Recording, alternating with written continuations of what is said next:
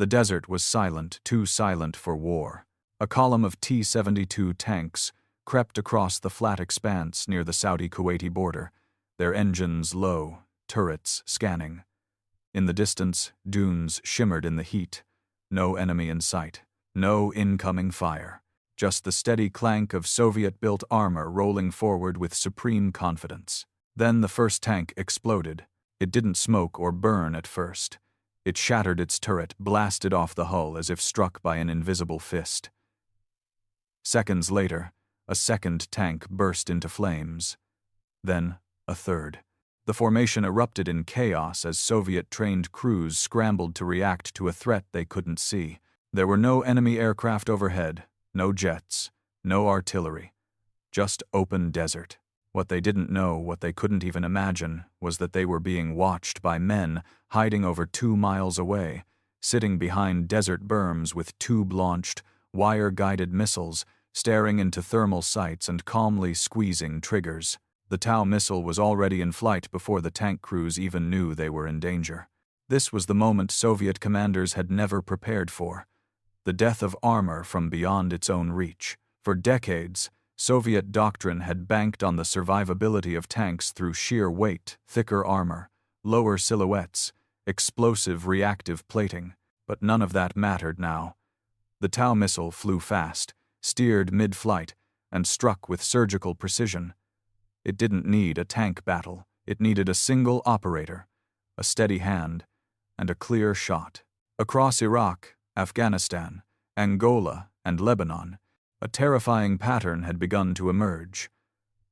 Soviet-designed armor, once the pride of Warsaw-pact military might, was being torn apart by a missile system smaller than a rifle squad. The BGM-71 TOW, developed in the late 1960s and largely dismissed by Soviet analysts as a niche anti-armor tool, had evolved into one of the deadliest tank killers ever deployed. It was portable, adaptable, and devastatingly accurate, and in the hands of well-trained U.S. and Allied forces, it was rewriting the rules of ground warfare, one burning tank at a time. What began as a battlefield experiment in Vietnam would become the bane of Soviet armor strategy for decades. The tanks kept advancing, but the battlefield had changed. And no Soviet commander, not in East Germany, not in Kabul, not in Baghdad, was ready for a missile they couldn't see to strike from miles away, again and again. In Soviet war rooms from Kaliningrad to Vladivostok, one belief remained gospel. Tanks were untouchable at range. From the T-55 to the T-64, and later the T-72 and T-80, Soviet armor was designed around a simple equation: survive the first shot, fire the second, overwhelm the enemy by mass. Soviet tank divisions were not just tools of war, they were instruments of ideology. They embodied the industrial will of the USSR, capable of punching through NATO lines with speed and brute force. That belief was built on assumptions, dangerous ones. First, the Soviets believed that Western infantry lacked the range to be a serious threat. Anti-tank rockets like the American Law or the European Carl Gustav had short range and limited penetration. Soviet commanders were confident their reactive armor could withstand these hits, especially when tanks traveled in formation with overlapping fields of fire. Second, they assumed anti-tank guided missiles were slow to deploy, easy to jam, or too large to be carried in numbers. And they believed that NATO would use them primarily from static defenses, not in mobile ambushes or guerrilla-style attacks. Third and most fatal, they believed their tanks would always see the enemy first. This thinking was outdated the moment the TOW missile entered the battlefield. In classified field reports, Soviet observers noted the invisibility of TOW teams. Hidden in forests, trenches, or even civilian structures, American and Allied forces could wait in silence, pop up, and fire with devastating accuracy. The missile flew fast, but what mattered more was that it flew with guidance, allowing corrections mid-flight and making terrain concealment irrelevant. By the time the Soviets realized what was happening, the battlefield math had flipped. Tanks no longer ruled by shock. Infantry ruled by precision. The most alarming evidence came not from Central Europe, but from the Middle East. During the 1982 Lebanon War, Israeli forces equipped with TOW missiles decimated Syrian T-72 seconds, destroying dozens in minutes without ever being seen. Soviet military attachés were stunned. The T-72, their pride, their steel titan, had been reduced to flaming wreckage by troops carrying what looked like glorified launch tubes. Still, in Moscow, the response was muted. The General Staff dismissed these engagements as anomalies. They claimed poor crew training, lack of air support, or Israeli deception tactics. The idea that a foot soldier could consistently kill a main battle tank from 3,000 meters away without air power, without artillery, was considered Western propaganda. But reality doesn't care about doctrine, and across battlefield after battlefield, the TOW began quietly dismantling the illusion that Soviet armor was invincible. Soviet doctrine had a rhythm. Tanks led, infantry followed, artillery softened, air power supported. The armored fist, fast, heavy, and overwhelming, was the centerpiece of ground war. Every strategy, from the deep operations of World War II to Cold War scenarios in Europe, depended on this rhythm holding firm. But the TOW missile broke that rhythm silently, precisely, and from beyond visual range.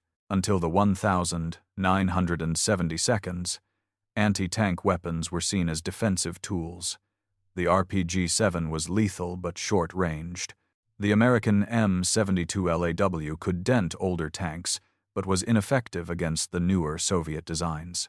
Even the early generation of guided missiles, like the French SS-10 or Soviet AT-3 Sagar, were bulky, slow, and easy to dodge with evasive maneuvering. The Soviets studied all of this, and they concluded one thing: no infantry weapon could stop a tank column in open combat. Enter the TOW. What changed wasn't just the missile's power, it was its doctrine of use. The Americans didn't treat the TOW as a static defense tool. They didn't wait for tanks to come to them. Instead, they turned infantry and mobile recon teams into tank hunters. TOW systems were mounted on jeeps, M113S helicopters, and later on fast-moving HMMWVs. They were hidden in trees, on rooftops, behind dunes, under bridges, anywhere a soldier could kneel and track a target. Soviet armor teams suddenly faced a nightmare. The battlefield had no front lines anymore. A tank might take fire from behind, from above, from 2 kilometers away in a direction they hadn't scanned, and the enemy? Gone before the smoke cleared. The psychological effect was profound. Tank commanders trained to be aggressive were now hesitant to advance without clearing every hilltop, every farmhouse, every ridgeline. That hesitation cost time. And in modern war, time was lethal. Soviet planners tried to adapt. They pushed for faster deploying infantry, better reconnaissance, and wider support from air units. But none of it addressed the core shift. A single missile team could now paralyze an entire armored column. The TOW had turned the foot soldier into a long-range executioner, and in doing so, it shattered one of the most sacred tenets of Soviet ground warfare: that armor always beats infantry in open battle, because now, the infantry had reach, and Soviet tanks had nowhere to hide. It began in Vietnam quietly, experimentally, and without fanfare. In 1972, the U.S. military deployed the BGM-71 TOW missile into active combat for the first time. Mounted not on tanks or armored vehicles, but on helicopters, the TOW's battlefield debut would not only mark a turning point in the Vietnam War, it would shake the foundations of Soviet armored doctrine. The operation was desperate and bold. North Vietnamese armored units, freshly equipped with Soviet-made PT-76 and T-54 tanks, launched a full-scale offensive across the demilitarized zone during the Easter Offensive. American ground forces were stretched thin. Air power was limited. The enemy's armor was advancing rapidly and winning. The Pentagon authorized an untested concept: anti-tank helicopters. A fleet of UA-1 Hueys, retrofitted with the new TOW missile system and dubbed Hawk teams, were scrambled into action. The pilots had never used the system in live combat. The TOW itself had never fired in Southeast Asia, and the battlefield was swarming with tanks. What followed shocked even the engineers who had built the weapon.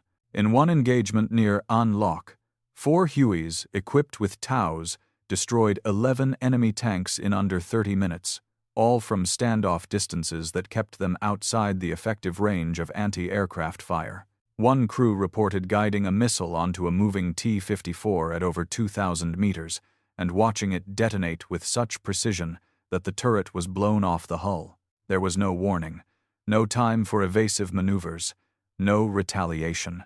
The North Vietnamese tanks, confident in their Soviet armor and superior firepower, had never seen it coming. But what mattered even more was who else was watching. Soviet advisors embedded with North Vietnamese armored units observed the chaos firsthand. They logged the kills, studied the wreckage, and submitted classified reports back to Moscow. Their conclusions were alarming. Not only had American helicopters demonstrated effective tank killing at long range, they had done so with a new generation of wire-guided missile that rendered heavy armor nearly irrelevant. One field advisor wrote, "The enemy engages from beyond the range of our optics. They direct the missile mid-flight. Our tanks are destroyed before we can return fire." This was the first impossible event.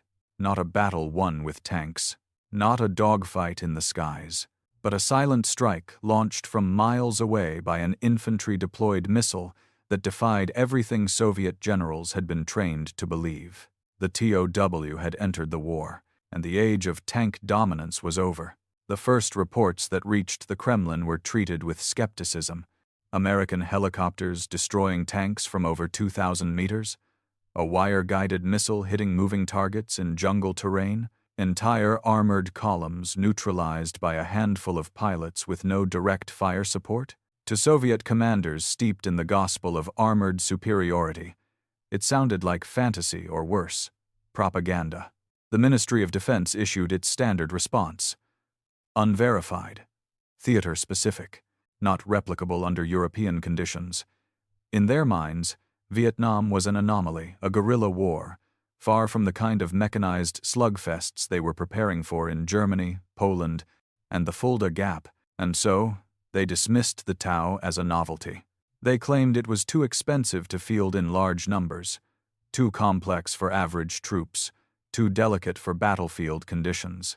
Internal memoranda circulated suggesting the Americans were likely staging success to boost morale. But buried beneath the public dismissals were Soviet technical assessments that told a very different story. Captured footage and analysis of destroyed T-54 seconds and PT-76 seconds showed clean penetrations, perfect shots through the frontal armor, exactly where the missile had been guided mid-flight. Some tanks had never managed to return fire. Others were abandoned in panic, their crews overwhelmed by an enemy they couldn't locate. In one closed-door meeting at the General Staff, a GRU officer delivered a chilling statement. "We are no longer facing men with rifles. We are facing men with eyes that see further, and arms that strike without warning." Still, Moscow chose to hedge. They increased funding for electronic countermeasures, hoping to jam or spoof wire-guided systems. They began adapting armor plating and experimenting with explosive reactive armor. But these were surface-level fixes, reactions to a deeper problem they hadn't fully acknowledged. Because the real threat wasn't just the TOW. It was what the TOW represented: a shift in battlefield power from the armored column to the invisible team, from shock, assault, to remote precision.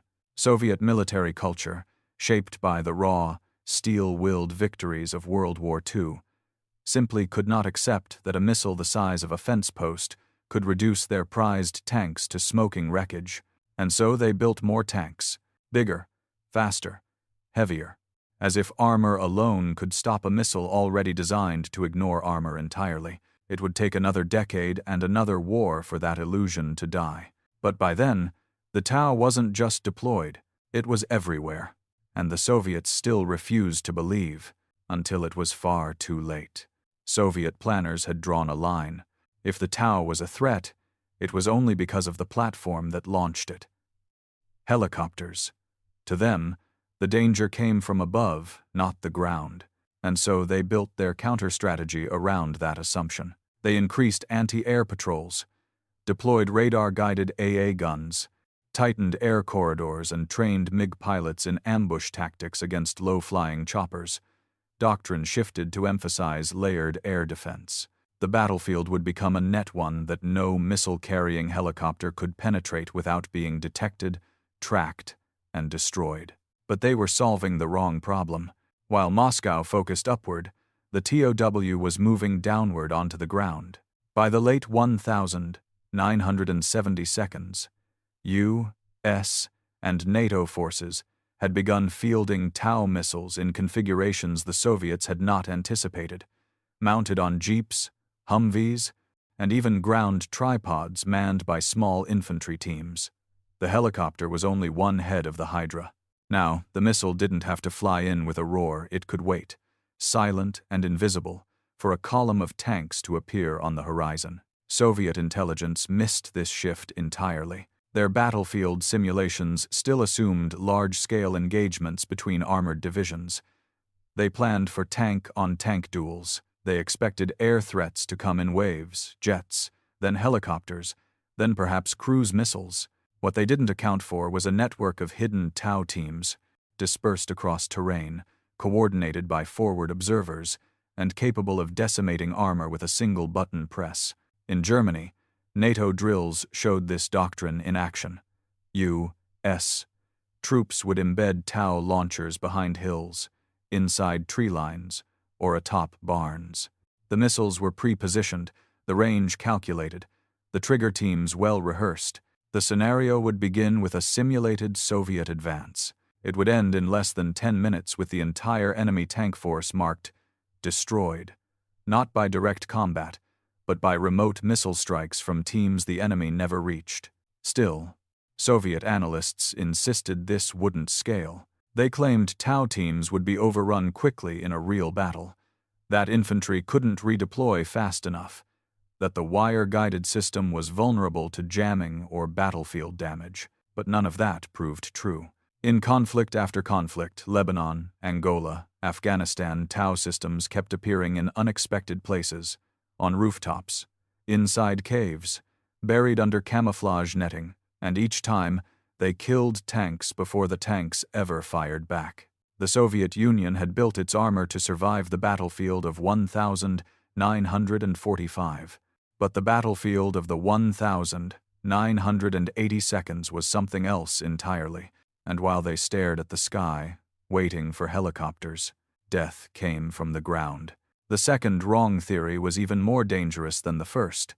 Soviet commanders believed that the TOW missile, if it was a threat at all, was one only wielded by elite Western militaries. They assumed that deploying it required advanced infrastructure, high-level training, and complex logistics. It was a weapon of NATO doctrine, not something irregular fighters or Third World armies could master. This belief created a blind spot the size of a battlefield. By the early 1980 seconds, the TOW missile had spread far beyond U.S. and NATO borders. It was in the hands of Israel. It was in use by South Korean units. It had been exported to Saudi Arabia, Turkey, Egypt, and, most critically, to Afghan Mujahideen forces fighting the very Soviet tanks rolling through the mountains. Suddenly, Soviet armored formations weren't just facing high-tech Western armies. They were facing loose networks of mobile, highly motivated fighters, and the TOW gave those fighters a godlike reach. In Afghanistan, Soviet T-62 seconds rolled through valleys under the assumption that they could engage threats only within a few hundred meters. Then, without warning, a missile would arc over a ridge or streak through a pass, striking with unerring accuracy.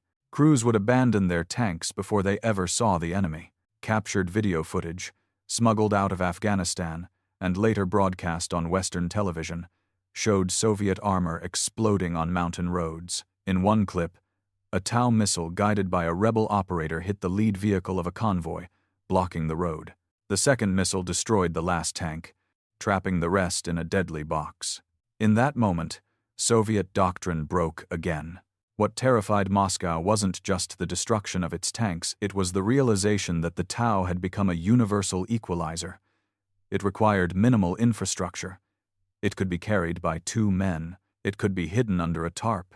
And it turned every farmer, every rebel, every soldier into a potential tank killer. And the weapon was modular. Upgrades to optics and guidance systems meant even low-light conditions, bad weather, or jamming attempts did little to stop it. By the mid-1980 seconds, Soviet intelligence finally confirmed a staggering detail. The TOW had been integrated into 20-plus national arsenals, some of them with adversarial leanings. Their response? Panic in doctrine, silence in public. Kremlin military advisors scrambled to recommend reactive armor enhancements, anti-missile screens, and new countermeasures. But these were stopgaps, temporary shields for a weapon that kept evolving. The USSR was reacting, not adapting. They still clung to the belief that war would be fought in tank formations. But war had changed. The enemy was no longer across the field. The enemy was everywhere, and every one of them had a lock. The KGB and GRU were watching, but they weren't seeing. As the 1980 seconds progressed, Soviet intelligence agencies collected thousands of pages of intercepted communications, satellite imagery, and battlefield reports from across the globe. They tracked U.S. military aid to allies, watched as crates of military equipment moved through ports in Turkey and Pakistan, and flagged the spread of TOW missile systems with concern, but they failed to understand what it all meant. Soviet analysts had grown used to measuring threats by scale, divisions, tonnage, aircraft sorties. They understood missiles as tools of strategy, nuclear-tipped, long-range, political. The idea that a single squad with a launcher could undo an armored advance, that didn't fit the paradigm. It wasn't part of the doctrine they had built their empire on. In internal documents, the TOW was often listed as a support system. Intelligence officers ranked it below new NATO tanks, stealth aircraft, or strategic bombers in terms of priority. What little attention it received was buried in assessments of foreign infantry modernization. They missed the bigger picture. The TOW wasn't just a missile, it was a network enabler. Combined with American forward observers, laser designators, and satellite intelligence, it formed part of a new kind of warfare, real-time, decentralized, and lethal. In Lebanon, U.S. backed forces used TOWs to obliterate Syrian armor in dense urban environments. In Angola, UNITA rebels employed TOWs provided by South African intermediaries to ambush MPLA columns backed by Soviet hardware. And in Afghanistan, the Mujahideen used TOWs to sever Soviet supply routes through mountain passes that were previously considered impassable. Time and again, Soviet tanks died before they could even identify a target. The true depth of the failure didn't come from field reports, it came from missed opportunities. At least a dozen times, GRU operatives had the chance to observe or intercept TOW deployments in conflict zones. In every case, the system was underestimated. The operators were written off as lucky or unusually well-trained, but they weren't lucky. They were part of a growing doctrine that the Soviets refused to acknowledge: distributed lethality. The West had given every platoon the power to shape a battlefield, and Moscow was still counting tanks.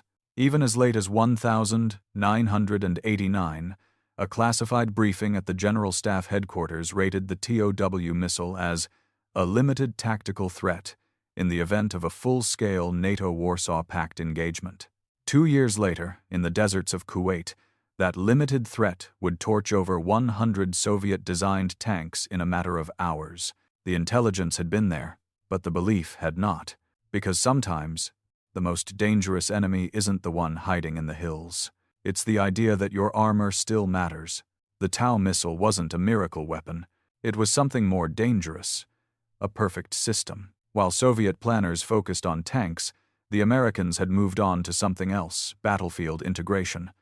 The TOW was never meant to operate alone. It was designed from day one to fit into a broader web of sensors, mobility platforms, and communications nodes. That web turned infantry into snipers and turned tanks into targets. The U.S. called it combined arms. The Soviets called it nightmare fuel. Let's break down the system. At its core was the missile itself, BGM-71 TOW. By the 1,980 seconds, it could engage targets up to 3,750 meters away with frightening accuracy. It used a wire-guided command link system, which allowed operators to steer the missile mid-flight, adjusting for wind, movement, or evasive maneuvers. In early field tests, hit probability against moving tanks exceeded 85%, a number unheard of in previous generations of infantry weapons. But that was just the beginning. The missile launcher was modular. It could be mounted on tripods, HMMWVs, Bradley IFVs, M113S, and later even on drones. This meant the same system could be fired from a concealed rooftop or the side of a speeding vehicle.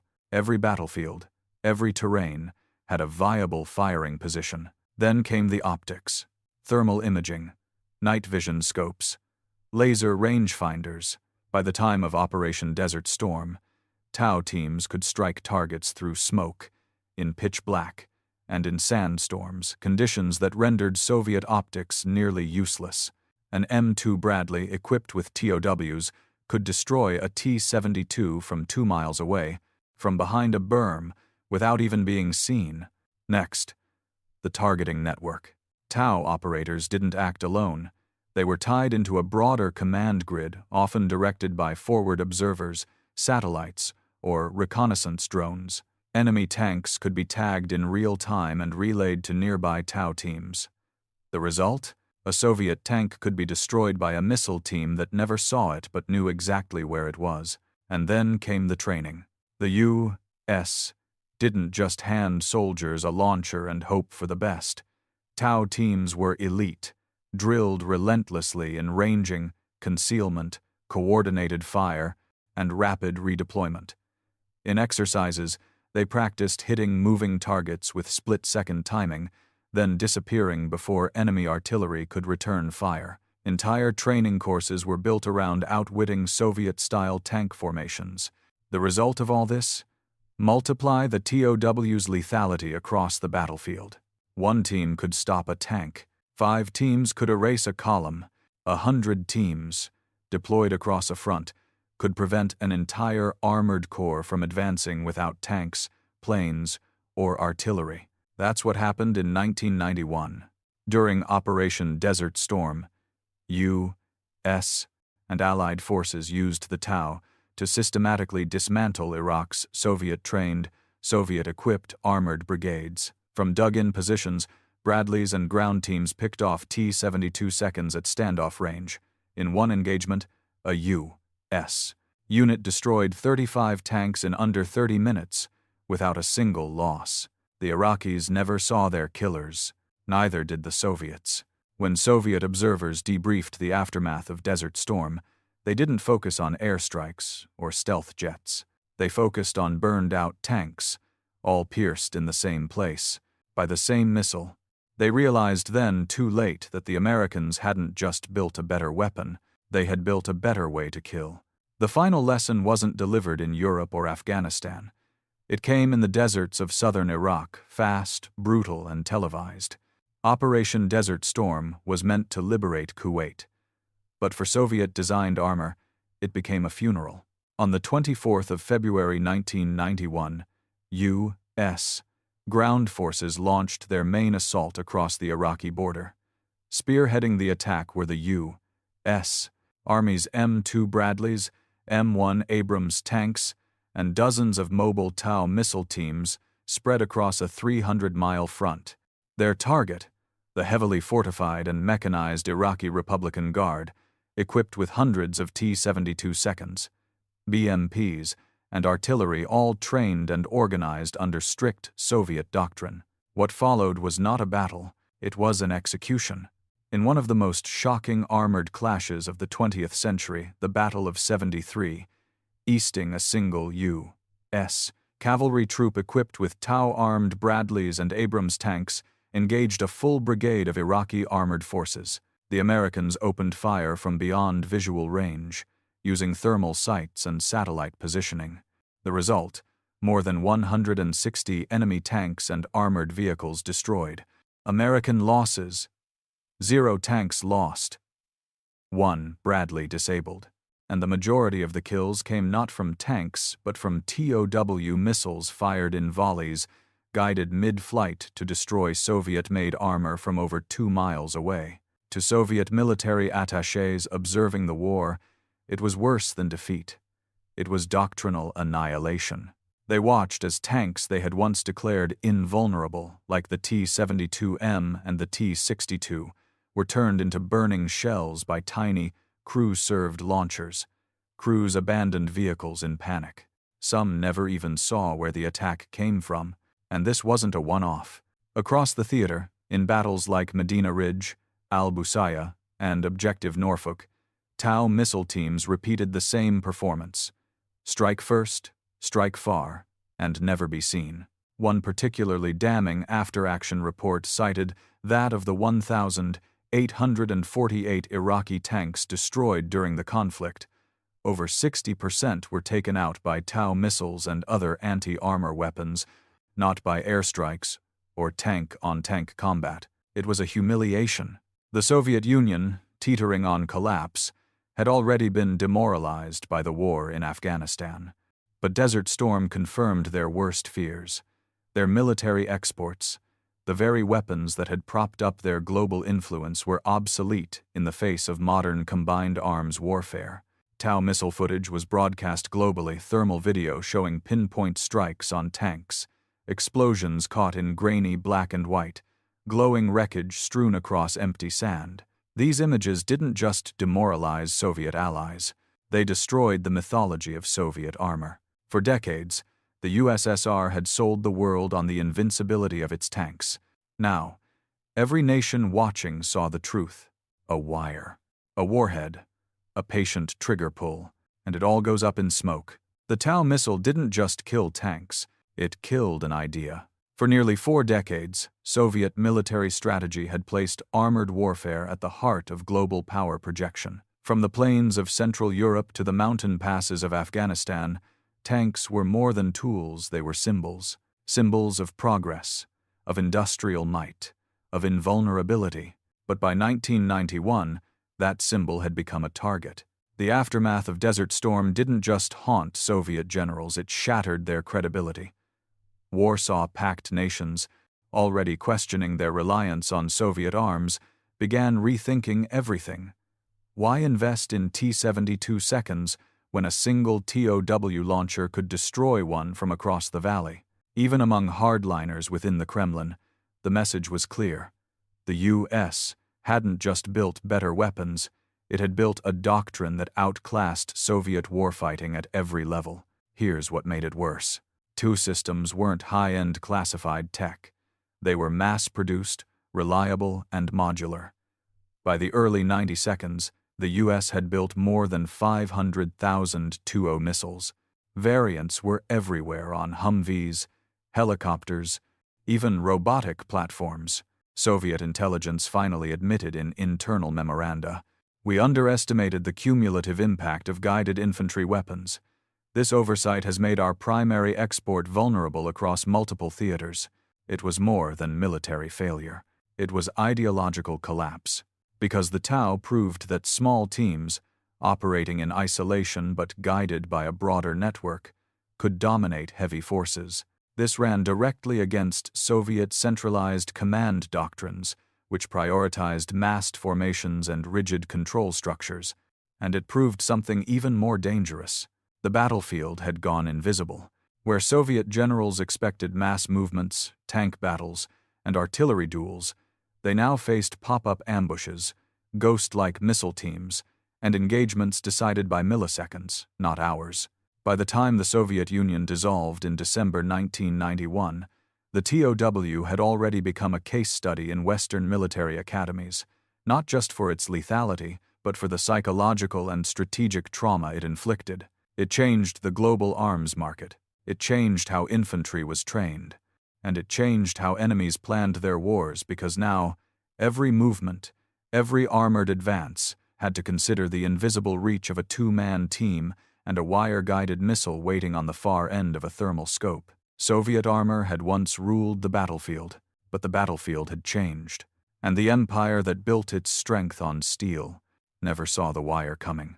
Today, the TOW missile still haunts the battlefield.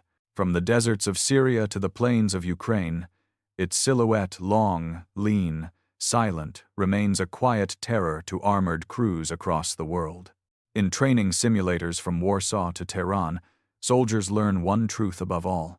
If you see the launch flash, it's already too late. The Cold War is over. The Soviet Union is gone. But the TOW's legacy endures, etched into the burn marks on tank turrets from half a world away. Modern variants like the TOW 2B Arrow can strike from above, targeting a tank's weakest point. Others can hit moving vehicles at extended range with laser-hardened optics. Still others have been adapted to launch from drones, remote towers, and automated fire platforms. The doctrine hasn't changed, it's only sharpened. And the lesson? Simple. No tank is safe. Where once wars were decided by who had the biggest battalion, the TOW inverted the calculus. It gave power to the hidden, to the patient, to the two-person team lying in a field with a scope and a kill switch. It proved that destruction didn't need to come from overwhelming force. It could come from precision, integration, and intent. For Soviet commanders, that realization came too late. Their tanks rolled into valleys and cities they believed they owned and never returned. The missile teams that erased them left no signatures, no trails, no warnings, only fire.